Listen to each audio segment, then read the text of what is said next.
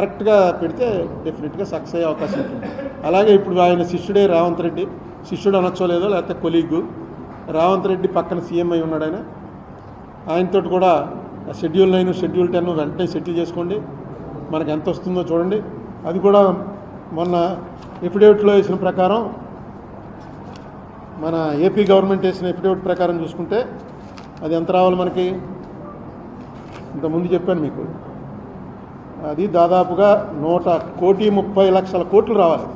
1,30,000 కోట్లు, 1,30,000 కోట్ల రూపాయల్లో 58% మనకి రావాలి.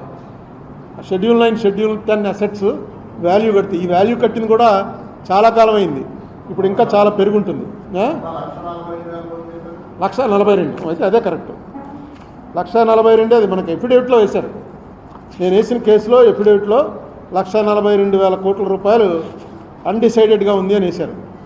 ఆ వేసిన దాంట్లో ఇప్పుడు మనకు ఎంత రావాలో అక్కడ ఉన్నది రేవంత్ రెడ్డి గారు, నెక్స్ట్ బెస్ట్ ఉన్నది బీజేపీ.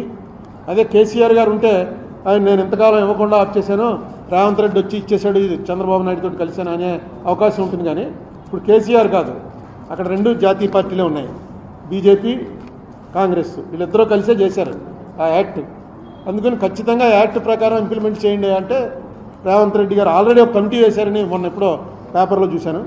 రేవంత్ రెడ్డి గారు ఖచ్చితంగా, చంద్రబాబు నాయుడు గారు అంటే వీళ్ళిద్దరికీ కూడా కొంత పాత పరిచయాలు, ఆ క్లోజ్నెస్ ఉంది కాబట్టి దాన్ని కూడా స్టేట్ ఇంట్రెస్ట్కి వాడాలని కోరుకుంటున్నా. 1,42,000 కోట్లుగా చెప్పాను.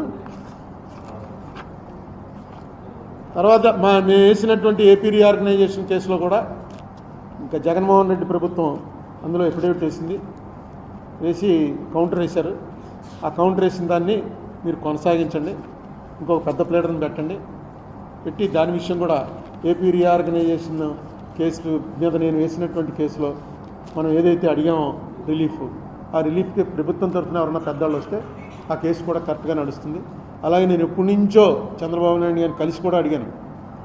ఒకసారి పార్లమెంటు లోక్సభలో 18/2/2014 నాడు ఏం జరిగింది, అనేక సార్లు మోడీ గారు, అమిత్ షా గారు రాజ్యసభలోనూ లోక్సభలోనూ చెప్పారు, ఆంధ్రప్రదేశ్కి జరిగినంత అన్యాయం ఇప్పటివరకు ఈ పార్లమెంట్ వచ్చాక ఎవరికీ జరగలేదు, మీరాబాద్ పాఠాలు నేర్పుతారని కాంగ్రెస్ వాళ్ళని నిలదీశారు వాళ్ళు.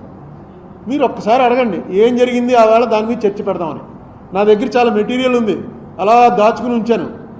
ఆ వేళ ఎంతమంది హాజరయ్యారు, హాజరైన వాళ్ళందరూ సరిపోతారా అసలు, నిజంగా ఆ వేళ ఓటింగ్ పెడితే ఏపీ రీఆర్గనైజేషన్ పాస్ అవుతుందా యాక్టు, బిల్లు యాక్ట్ అవ్వడానికే అవకాశం లేదు. అవన్నీ ఆధారాలతో ఉన్నాం. అసలు అక్కడ చర్చే పెట్టడానికి 10 ఏళ్ళు అయింది.